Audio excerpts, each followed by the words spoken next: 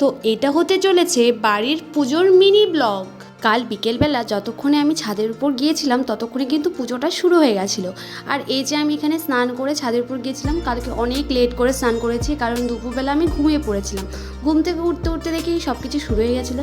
তারপরে কিন্তু আমরা ওই বাড়িতে চলে যাই, আর এখানে কিন্তু পুজোটা ততক্ষণে শেষ হয়ে গেছিলো। আর ঠাকুর কিন্তু আগের থেকেই রান্না করে রেখে দিয়েছিলো। এরপর কিন্তু নিমন্ত্রিত মানুষ চলে আসে আর আমি কিন্তু প্রসাদ বিতরণ শুরু করে দিয়েছিলাম। আর সেদিন কিন্তু অনেকের বাড়িতেই পুজো ছিল, তাই জন্য কিন্তু অনেকে বলছিল যে আমি খাবো না বা নিয়ে যাব, সেই জন্য এখানে কিন্তু বাড়িতে নিয়ে যাওয়ার জন্য এখানে কিন্তু এই ব্যবস্থাটা ছিল। আর এরপরে কিন্তু বাচ্চাদেরকে খেতে বসিয়ে দেওয়া হয়। আর এর মধ্যে কিন্তু অনেকটা লেট হয়ে গেছিলো, মোটামুটি 10টা বেজে গিয়েছিলো, তাই জন্য অনেকেই খেতে বসে পড়েছিল, মা দিদিরা। আর এখানে আমারও খেতে পেয়েছিলো, তাই একটু প্রসাদ মুখে দিয়েছিলাম। এরপর সবাই গল্প করতে শুরু করে দিই, আর এরপরে কিন্তু আমরা সবাই খেয়ে নিই। আর এই যে ছিল এগুলো সব খাওয়ার। তো চলো